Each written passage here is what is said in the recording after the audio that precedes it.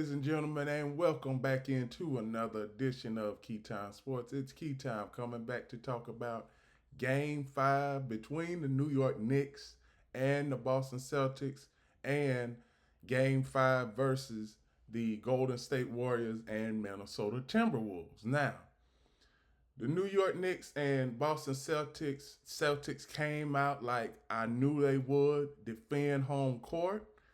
Last night is everybody in the New York Knicks starting five. They had a minus total in the game, minus total. So I'm going to start out the Knicks statistics from their players. Mikal Bridges, 9 points. He played 40 minutes, which is bad. Had a minus of 25. OG Anunoby, he played 36 minutes, and he was 1 of 12. He only had 6 points. That was bad. Karl Anthony Towns, he had 19 points. Jalen Brunson had 22 points. Josh Hart had 24 points. Bench production for the New York Knicks. Precious Achiuwa, 0 points. Mitchell Robinson, 8 points. Cameron Payne, 0 points. Miles McBride, 11 points. Landry Shamet, 1 point. Tyler Kolek, 0 points. Pam Didet, 2 points.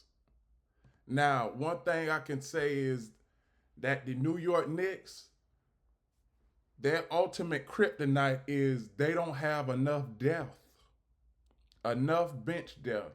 Now, when you play against teams like the potential teams that the Knicks could play, Indiana, and I'm not even gonna mention the Western Conference where they could play either Minnesota, Denver, or OKC, because that's all who is left out of the West. So the New York Knicks, they are gonna have a troubling time against any team in the West that has a better bench than them, and all of them do. And also the Indiana Pacers have a better bench. Now, one thing I can say about the Boston Celtics, Jaylen Brown was the man of the hour last night. He came through. He had 12 assists, like I predicted, but he didn't have 37 points. He only had 26 points, but it came in the form of a win. Al Horford, he had 12 points. Kristaps Porzingis had 1 point. Now, Kristaps Porzingis, what I've been hearing is that as far as his stamina concerned, it's not all the way there. So that could be a problem on down the line if the Celtics are fortunate to force this series back to Boston when they win game 6. If they win game 6. So bench production for the Celtics, Baylor Shearman, 0 points. Torrey Craig, 0 points. Sam Hauser, 6 points. Luke Cornett, 10 points. Namesa Quetta, 4 points. Peyton Pritchard, 17 points. J.D. Davidson, 3 points. Jordan Walsh, 0 points. Xavier Tillman did not play because of coach's decision. Now, one thing I can say about the Boston Celtics, efficient wise, last night, efficiency from the 3-point line was better. It was. Celtics made 22 3-pointers last night. The Knicks only made 12 3-pointers last night. Free throw percentage, 80% for the Knicks, 65% for the Boston Celtics. Offensive rebounds were even at 12. Defensive rebounds +4 for Boston. Assists +10 for Boston. Steals +2 for New York. Blocks +8 for the Celtics. The Celtics, they had a block party. They had 12 blocks. The Knicks only had 4 total turnovers. Celtics, they kept the turnovers under 10. So that's always good with a team to have 10 turnovers or less. You win games 82% of the time. When it comes to winning games as far as protecting the ball in any sport. Points off of turnovers, 12. Knicks had 12. But Knicks had 12. Celtics had 11. Fast break points. Now, it really wasn't many fast break opportunities in this game. It was 9-4 in favor of the Celtics. Points in the paint plus 10 for the Celtics. Fouls, it was a foul prone game. In the total amount of fouls in this game was 45. Was 45. And the largest lead of the game for both teams, the Celtics, was 28, and the New York Knicks was 9. Now, let me go ahead and shift to game 6. Game 6, I believe the New York Knicks are favored right now in game 6. To make sure, I am just going to make sure of that. And yes, I'm going to make sure of that. So, yes, New York Knicks are slight favorites in game 6. Now, what the New York Knicks cannot do, they cannot afford to lose game 6. Because if they lose game 6, they pretty much lost the series, because I don't see the New York Knicks going into Boston and winning a game 7. I just don't see that. So, New York Knicks, Mikal Bridges, OG Anunoby, everybody for the New York Knicks has to play a better game. Now, outside the New York Knicks, the only thing that they have, their best resource, I'm going to say, for the New York Knicks is their starting five.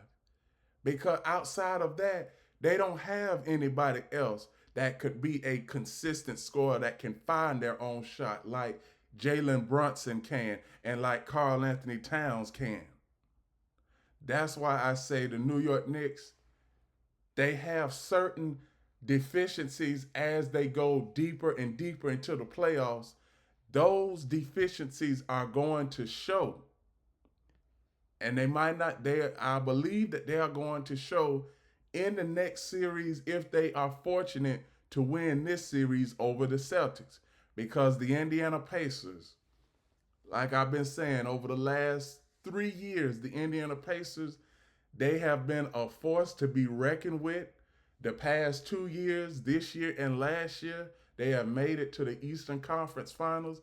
And the Indiana Pacers, they are pretty much saying that they are a team that is worthy to make it to the NBA Finals. Now, will that happen? It remains to be seen, but we got to see who their matchup will be, whether it's the Knicks or the Celtics. That's all I have for the New York Knicks and Boston Celtics. Now, the next game I'm going to cover is the Golden State Warriors and the Minnesota Timberwolves. Now, for the Warriors, the offseason starts right now for them. It does. The Golden State Warriors, as far as management wise, they have got to get more help for Steph Curry, because Steph Curry, at the end of this year, he is going to be 37. You don't want to have him wearing himself out at the tail end of his career playing 35, 40 minutes. Now, we've seen LeBron do that the last couple of years, play 35, 40 minutes. And now everybody is saying that, everybody is saying that they should have a minutes restriction for LeBron.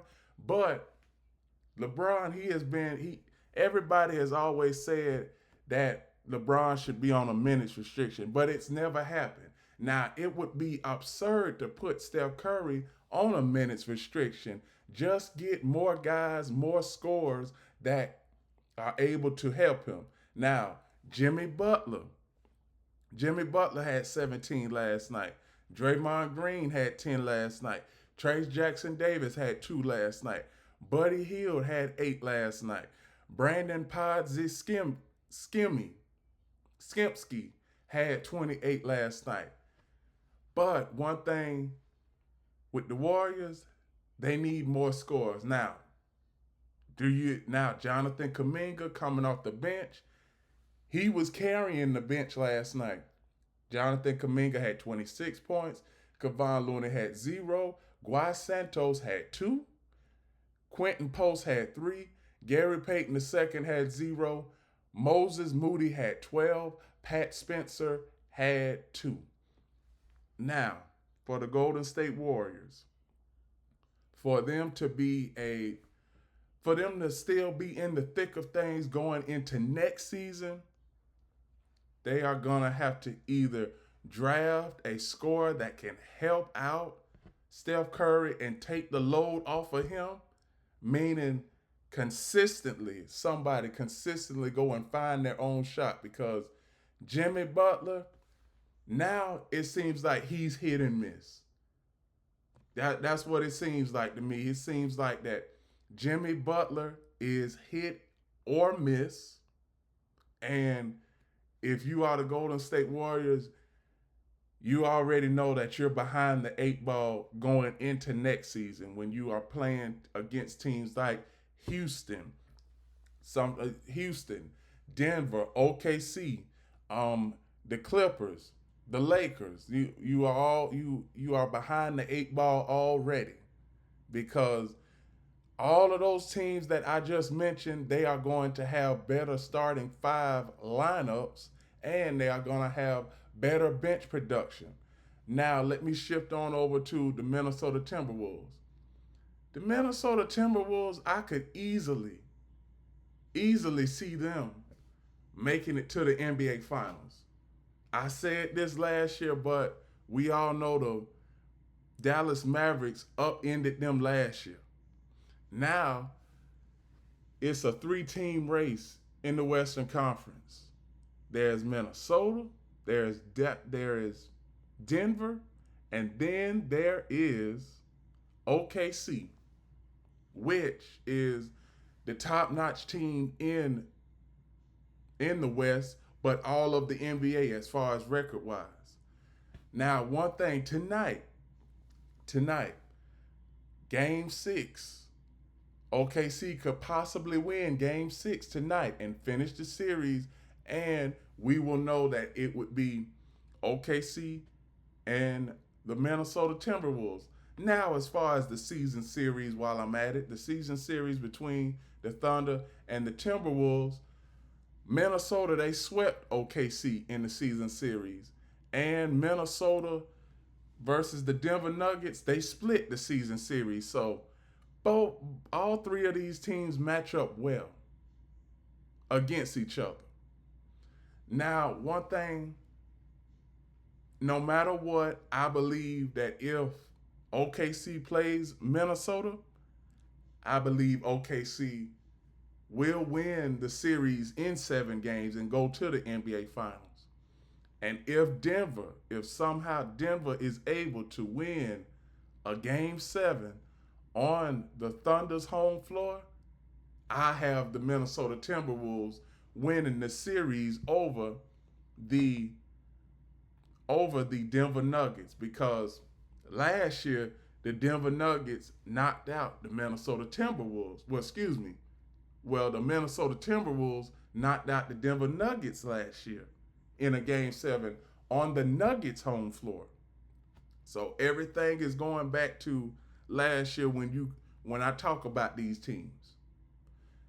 Now, one thing, Minnesota, as far as advantages, if they play Denver, bench production, advantage goes to Minnesota. Intensity goes to Minnesota. As far as consistent scoring from your top-notch players, that goes to Minnesota. Now, I'm not saying that Nikola Jokic and Jamal Murray have been inconsistent, because they haven't. But you need somebody else to help out your starting players. It has been too many times throughout the entirety of this season where I've seen the Denver Nuggets have a two-man show with Jamal Murray and Nikola Jokic. That it's been too many times. Now, lately, I've seen Aaron Gordon. He has shouldered the load a little bit, but somebody else has got to help out those three players: Nikola Jokic, Jamal Murray, and Aaron Gordon. Who else is going to step up to the plate? That is the question here. That is the question that everybody has on their schedule and on their topic. Who is going to help out? Who is going to help out the top players for the Denver Nuggets? And we already know who is going to help out Anthony Edwards.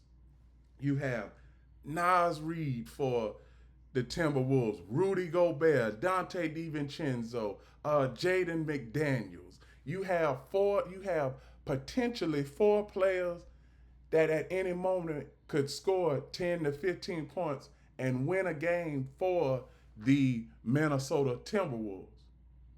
So, Minnesota Timberwolves, they have their work cut out for them. Now, as far as tonight's game, I just gave y'all a rundown of tonight's game, game 6. So, I got the OKC Thunder winning tonight's game, winning the series, and facing the Minnesota Timberwolves. But I would not be surprised if Game 6 goes the other way and Denver holds serve at home and force a deciding Game 7 Saturday night or Sunday night. I'm not sure because they're saying that Game 7 is an if necessary game because, like I said, easily the Thunder can finish the series tonight. And I'm hoping that the Thunder finish the series tonight and slam the door on the Denver Nuggets season. And with that, those are my reactions to last night's Game 5s between the Golden State Warriors and the Minnesota Timberwolves and the New York Knicks and Boston Celtics. Game 6 of the Celtics Knicks series is tomorrow night. The Minnesota Timberwolves are awaiting the winner of the OKC Thunder and the Denver Nuggets series. So please like, comment, share, subscribe. Click the notification bell to get notified of all of my reaction video shows and other content. We are also doing an expansion right here on YouTube. Let me tell you, we are 3 months away from it being 2 years that I've started this show. And a lot has transpired over 2 years, and this is the right time for the expansion. Now, also, please like, comment, share, subscribe to my other show, Key City Sports. Today marks 1 year since I started Key City Sports, and I'm about to do a show over on Key City Sports right now to commemorate the first year of the show. I know that there's a lot of people that tune into my show and they want to see who I predict and they want to see how much money they are going to win. So all in all, this has been all in all that me starting off this show.